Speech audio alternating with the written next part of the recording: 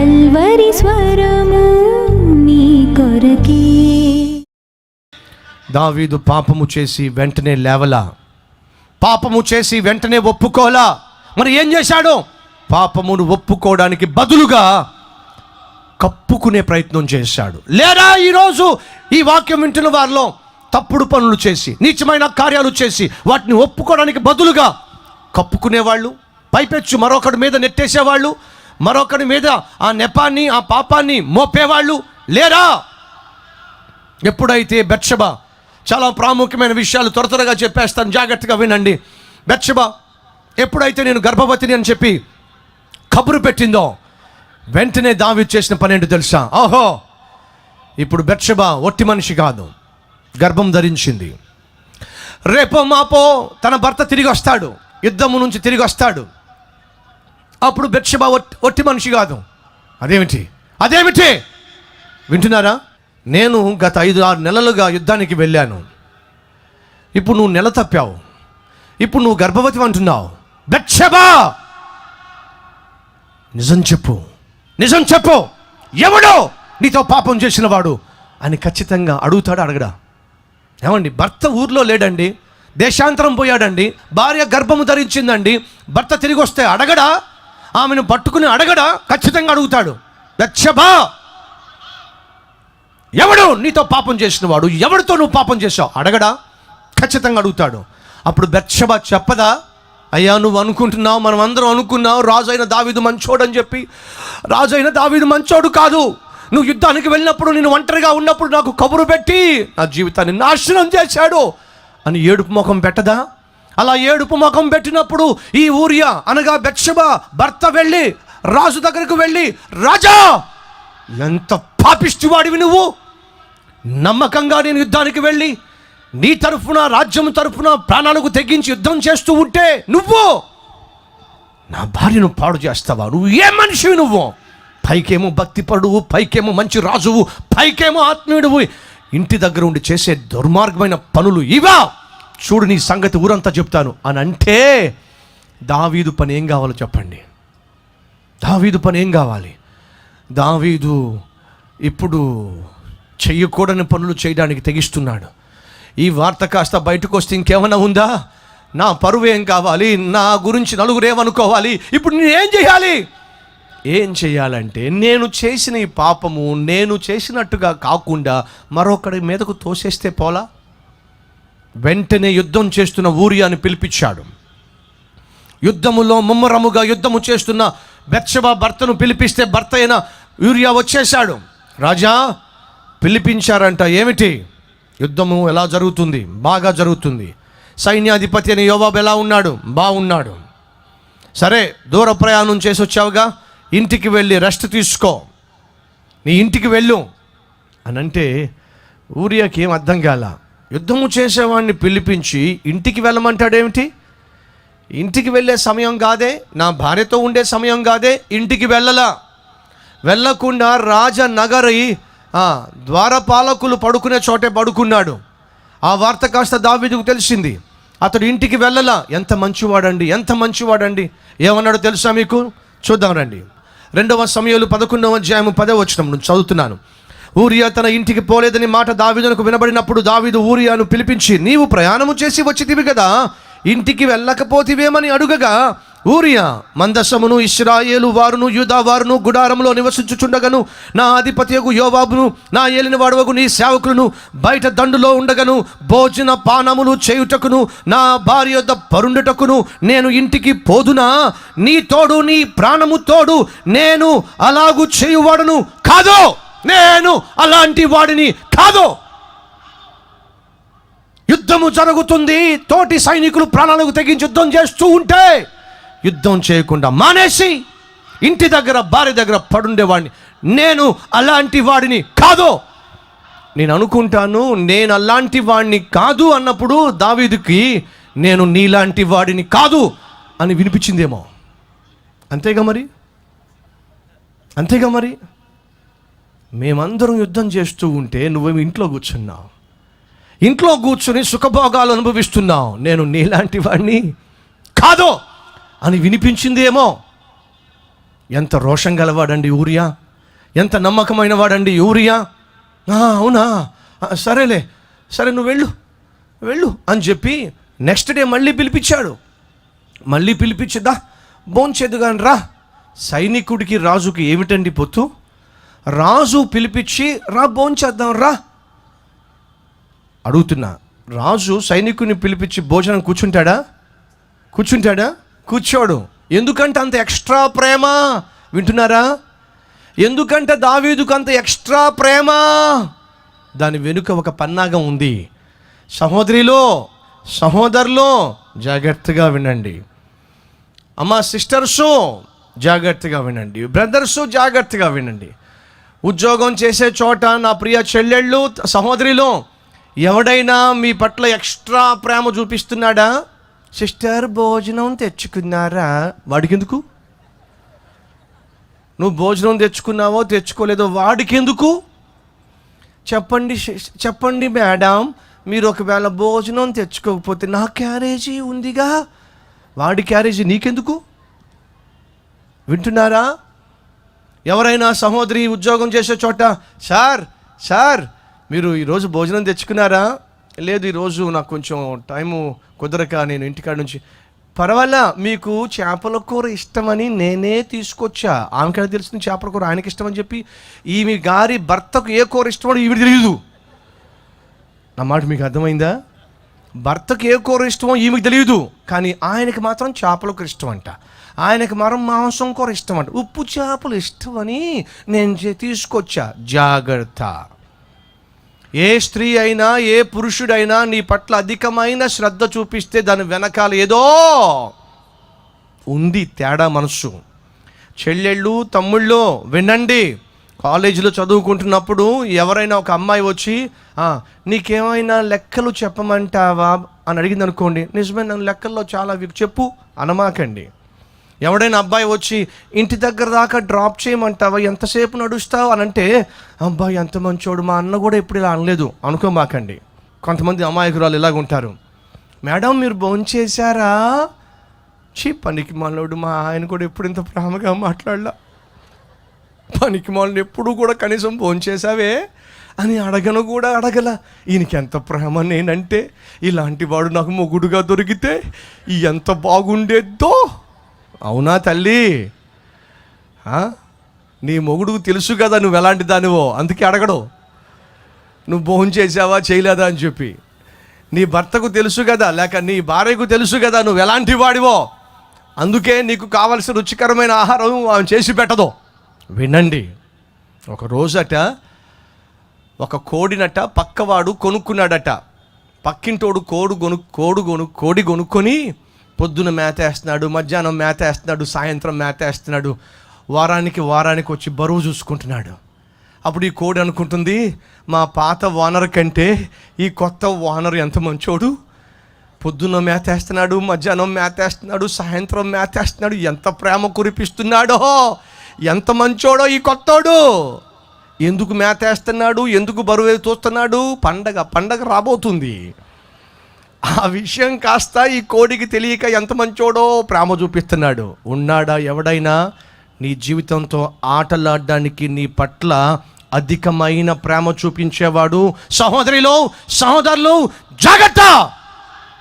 ఎవరైనా సరే నీ పట్ల అత్యధికమైన శ్రద్ధ చూపిస్తున్నట్లయితే, ఒకవేళ నీకు 1000 రూపాయలు అప్పు కావాల్సి వస్తే దాన్నే ఉంది, 1000 రూపాయలు తీసుకో, 10,000 రూపాయలు అని చెప్పి అధికముగా ఆప్యాయత చూపిస్తున్నట్లయితే, అధికముగా కన్సర్న్ చూపిస్తున్నట్లయితే జాగ్రత్త.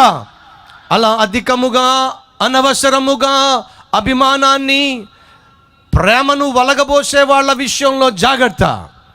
వాళ్ళ వెనుక ఏదో ఒక విషపూరితమైన తలంపు ఉన్నదే. సైనికులు ఎవరిని కూడా దావీదు భోజనానికి పిలవలా, తనతో పాటు రాజమందిరంలో భోజనాలు ఏర్పాట్లు చేయలా. ఎందుకంత ప్రత్యేక శ్రద్ధ దావీదుకు ఊరియా పట్ల? ప్లాన్. ఏమిటా ప్లాను? ఇప్పుడు బాగా తాగించి ఇంటికి పంపిస్తే, అలా ఇంటికి వెళ్ళిన తర్వాత తన భార్యతో ఉంటే, ఆ తర్వాత యుద్ధానికి వెళ్తే, యుద్ధం నుంచి తిరిగి వచ్చిన తర్వాత, అవును నువ్వు ప్రెగ్నెంట్ అయ్యావు అవును కదా, మధ్య మధ్యలో వస్తూ ఉండేవాడిని, నా భార్యను కలుస్తూ ఉండేవాడిని, దానివల్ల నా భార్య ప్రెగ్నెంట్ అయ్యిందేమో. చూశారు ఎంత అద్భుతమైన ప్లాన్ వేస్తున్నాడో. అద్భుతం అందామా, దారుణమైన ప్లాన్ అందామా? ఎంత దారుణమైన ప్లాన్ వేస్తున్నాడు చూసారా. పాపం చేసిందేమో దావీదు, ఆ పాపాన్ని యూరియా మీదకు నెట్టేస్తున్నాడు. ఆ నెట్టేసే ప్రయత్నంలో దావీదు ఎంతగా దిగజారాడంటే, బహునమ్మకమైన ఊరియాకి తాగిస్తున్నాడు. 13వ వచనము, దావీదు అతనిని భోజనమునకు పిలిపించెను. అతడు బాగుగా తిని త్రాగిన తరువాత దావీదు అతన్ని మత్తునిగా చేసెను. సాయంత్రమును అతడు బయలు వెళ్ళి తన ఇంటికి పోక తన ఏలిన వాని సేవకుల మధ్య పడక మీద పండుకొనెను. తాగాడు, మత్తులో ఉన్నాడు. మత్తులో ఉండి కూడా ఊరియా ఇంటికి వెళ్ళలేదండి, తన ఇంటికి వెళ్ళలేదండి. మత్తులో ఉండి కూడా కండిషన్లో ఉన్నాడు. దావీదే తాగకుండా కూడా కండిషన్ తప్పాడు. ఎంత దారుణం చూసారా. బాగా తాగిన ఊరియా కూడా సైనికునిగా తన ధర్మాన్ని మర్చిపోలా. యుద్ధము చేస్తూ ఉన్నప్పుడు స్త్రీ దగ్గరకు వెళ్ళకూడదు, యుద్ధము చేస్తున్నప్పుడు సుఖభోగాల గురించి ఆలోచించకూడదు. ఎంత నీతండి, ఎంత సైనిక నీతండి. తాగిన మైకంలో కూడా ఇంటికి వెళ్ళి అక్కడే పడుకున్నాడు. తాగకుండానే దావీదు పరాయి స్త్రీతో పడుకున్నాడు. ఎంత దారుణానికి ఒడిగట్టాడో చూడండి.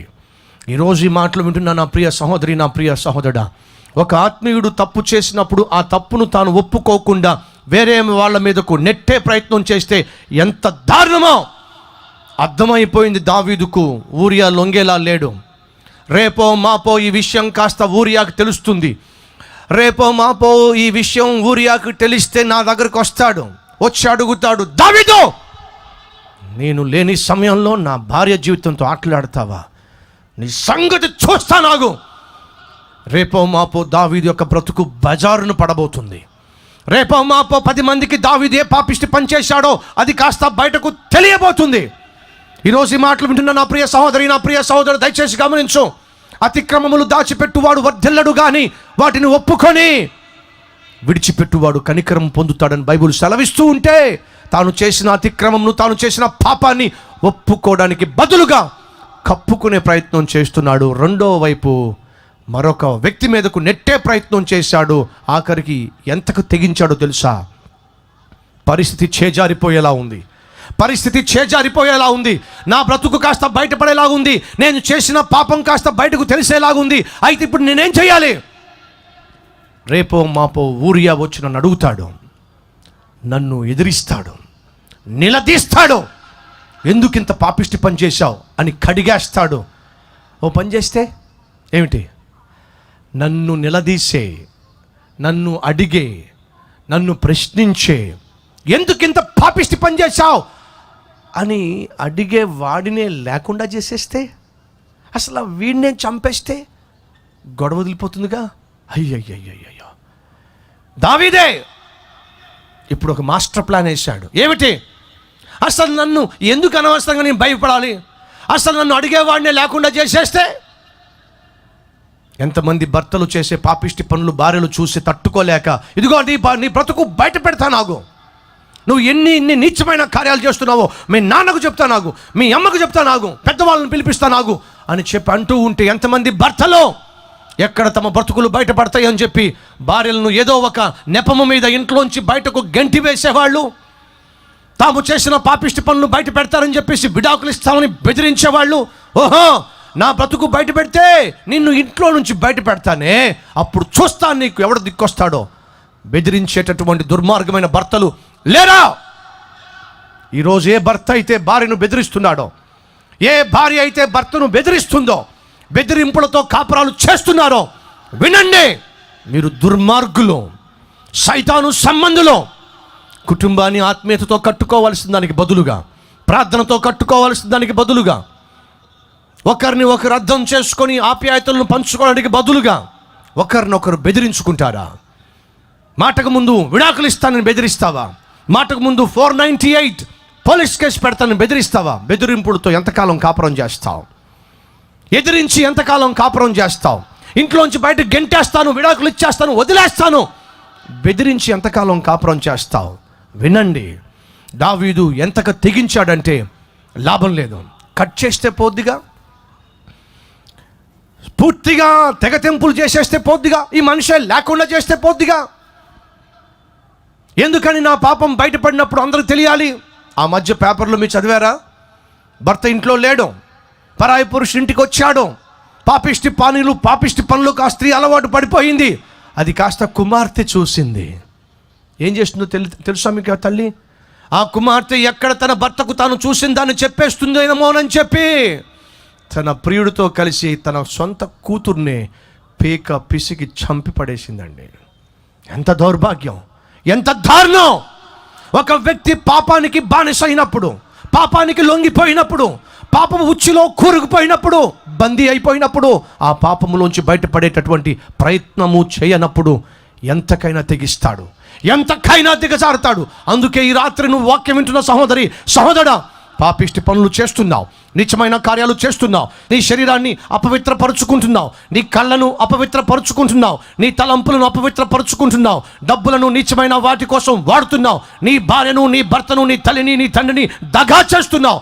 అలా దగా చేసి కూడా ఏమి ఎరగనట్టుగా ప్రూఫులు లేకుండా చేసేస్తున్నావు, సాక్ష్యాలు లేకుండా చేసేస్తున్నావు, నీ పాపము బయటపడకుండా ఎటువంటి ఆధారాలు లేకుండా చేసేస్తున్నావు. ఎవరు నువ్వు? పాపములో ఆరితేరిపోయిన వాడివి, పాపపు మత్తులో జీవితాన్ని నాశనం చేసుకుంటున్న వాడివి. వినో, దేవుడు నిన్ను చూస్తున్నాడు. ఆనాడు దావీదు చేస్తున్న దాన్ని చూశాడు. దావీదు ఏం చేయబోతున్నాడు? అడ్రస్ లేకుండా చేయబోతున్నాడు. ఏం చేయబోతున్నాడు? సాక్ష్యం లేకుండా చేయబోతున్నాడు. ఏం చేయబోతున్నాడు? తన పాపం బయట పడకుండా కప్పెట్టే ప్రయత్నం చేస్తున్నాడు. ఆ ప్రయత్నంలో ఏం చేశాడో తెలుసా? ఉత్తరం రాశాడు. ఏంటి ఆ ఉత్తరం? యోవాబు, ఊరియా బతికి ఉండడానికి వీల్లేదు, వీడిని చంపేసేయి. ఇట్లు దావీదు రాజు ఉత్తరం రాశాడు.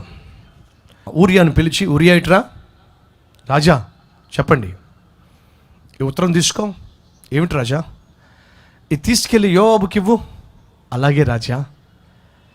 ఊరియా చేతిలో మరణ శాసనాన్ని పెట్టాడు. ఏ శాసనం? ఊరియా చేతిలో మరణ శాసనం పెట్టాడు. ఊరియా ఎంత నమ్మకమని తెలుసా అండి? ఆ ఉత్తరాన్ని చేతుల్లో పట్టుకుని తన మరణాన్నే నమ్మకంగా మోసుకుంటూ వెళ్తున్నాడండి. ఒకవేళ మధ్యలో అసలు ఏం రాశాడు మన దావీదు? తెరిచి చూస్తే ఏముంటుంది? యోవాబు,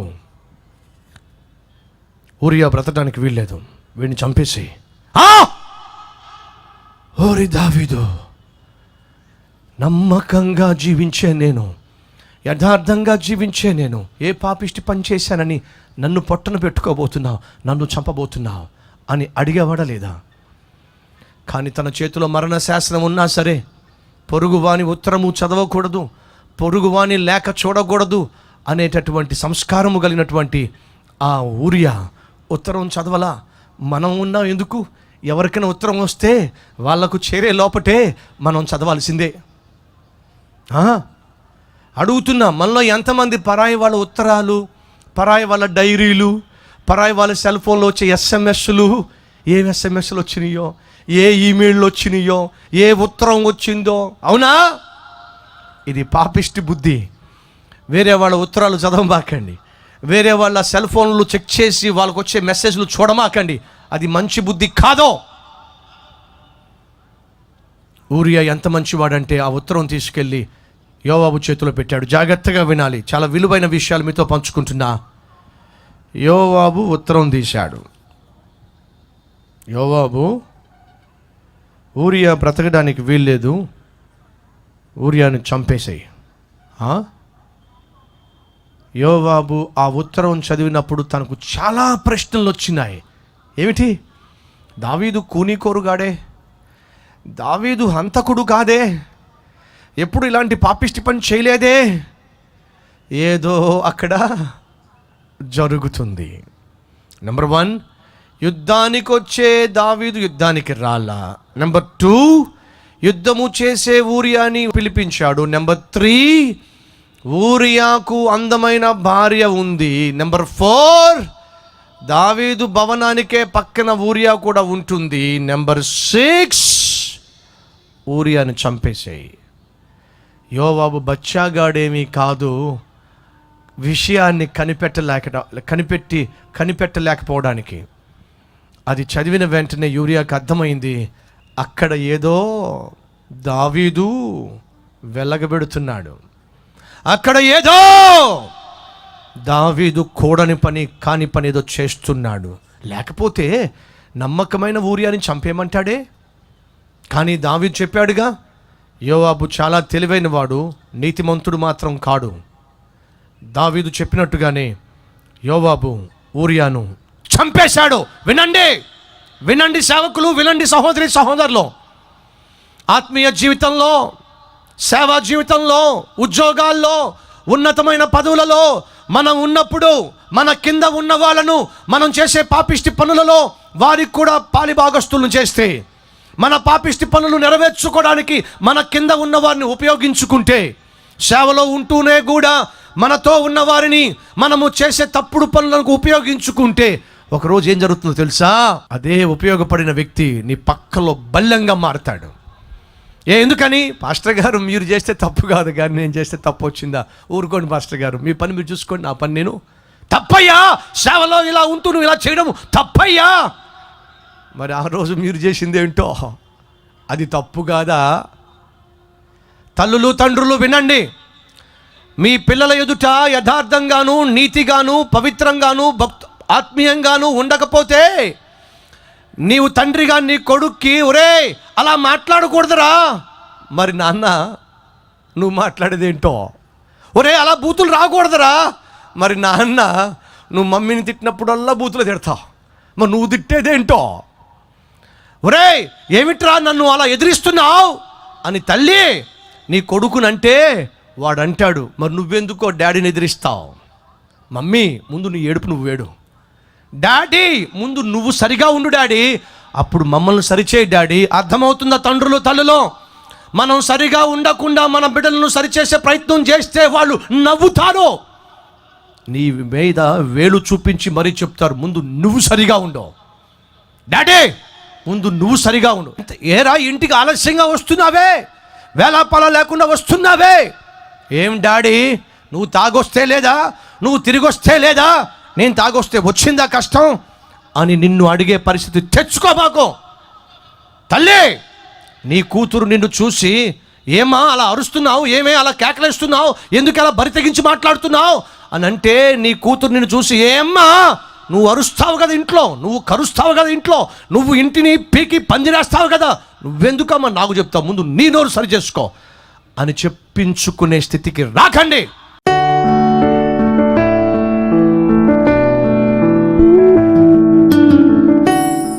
అతిక్రమములు దాచిపెట్టువాడు వర్ధిల్లడు గాని వాటిని ఒప్పుకొని విడిచిపెట్టువాడు కనికరము పొందుతాడు గనుక నాయనా, ఒకవేళ ఏ పాపమునకైనా మేము తావిస్తే వెంటనే ఒప్పుకొని వెంటనే పాపములో నుంచి బయటకు రావాలి. పాపములోనే కుప్పకూలిపోయి ఆ పాపాన్ని దాచిపెట్టే ప్రయత్నము చేసి, కప్పుకునే ప్రయత్నము చేసి, నాయన ఎవరైనా అడుగుతారేమో కడుగుతారేమో అనే ఆలోచన ఉన్నప్పుడు వారిని దూరంగా పెట్టి, వారిని ఏదో విధంగా హత్య చేసే, నాశనము చేసే, ఖూనీ చేసే జీవితం మాకొద్దు. పరాయి స్త్రీ జోలికి వెళ్లకుండా, పరాయి పురుషుని జోలికి వెళ్లకుండా, శరీరాన్ని మలినము చేసుకోకుండా, ఒకరిని ఒకరు మోసపురుచుకోకుండా, అయ్యా యథార్థమైన నమ్మకమైన పరిశుద్ధమైన భర్తగా, భార్యగా, కుమార్తెగా, కుమారునిగా, తల్లిగా, తండ్రిగా, మాదిరికరమైన సేవకునిగా, సాక్ష్యాన్ని కాపాడుకునేవానిగా అయ్యా నన్ను చేయి అని ఎవరైతే ప్రార్థన చేస్తున్నారో తండ్రి, వారి పశ్చాత్తాపాన్ని మీరు చూసి ప్రతి ఒక్కరి పాపమును క్షమించి వారికి నూతన హృదయాన్ని, నూతన మనస్సును, నూతన జీవితాన్ని, నూతన ప్రారంభాన్ని, నూతన మార్గాన్ని, ఆత్మీయ బలాన్ని, శక్తిని ప్రతి ఒక్కరికి దయచేయమని యేసు పరిశుద్ధ నామములో ఈ ప్రార్థన సమర్పిస్తూ ఉన్నాను తండ్రి, ఆమేన్.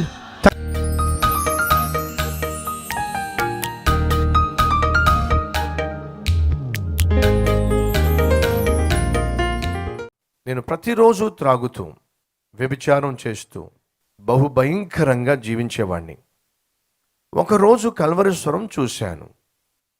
నీచమైన, హీనమైన, అందరి చేత ఛీ అనిపించుకునే స్థితిలో ఉన్న నాతో దేవుడు దైవజనుల ద్వారా మాట్లాడి, గత 8 సంవత్సరాలుగా నేను కలిగి ఉన్న పాప బంధకముల నుండి దేవుడు నన్ను విడిపించాడు.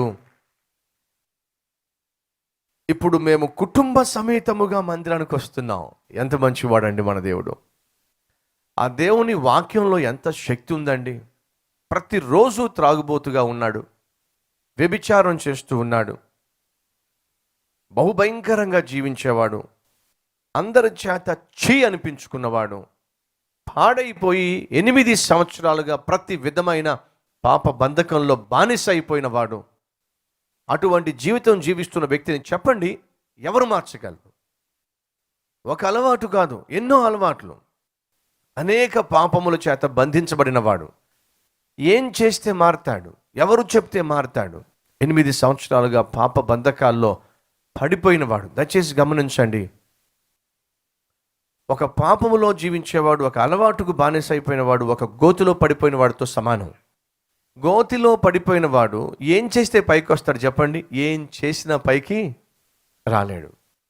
10 అడుగులు లోతున్న గోతులో పడిపోయిన వాడు ఎంత గట్టిగా జంప్ చేస్తే బయట రాగలడు? ఎంత గట్టిగా ఏడిస్తే బయటికి రాగలడు? ఎంత గట్టిగా అరిస్తే బయటికి రాగలడు? ఎంత గట్టిగా ప్రయత్నం చేస్తే బయటికి రాగలడు? ఒకవేళ చొక్కా పట్టుకుని చేయబట్టుకుని తనను లేపుకుంటే పైకి రాగలడా? లేదు జుట్టు పట్టుకుని పైకి లేపుకుంటే రాగలడా? ఇంపాసిబుల్. ఈరోజు పాపము చేత, అపరాధముల చేత చచ్చిన వారు, పాప బంధకాల్లో బందీలైపోయిన వాళ్ళు ఏం చేసినా వారు ఆ స్థితిలోంచి బయటకు రావడం సాధ్యం కాదు. ఎందుకంటే వారు దొంగ ఊబిలో కూరుకుపోతున్నారు. అటువంటి సమయంలో కల్వరీశ్వరాన్ని చూశాడు. కల్వరీశ్వరం ద్వారా ప్రకటిస్తున్న దివ్యమైన దేవుని వాక్యాన్ని విన్నాడు. వినండి, ఒక్క దేవుని వాక్యములోనే పాపిని తన పాపిష్టి స్థితిలో నుంచి బయటకు తీసుకురాగలిగిన శక్తి ఒక్క జీవము కలిగిన దేవుని వాక్యంలో మాత్రమే ఉంది.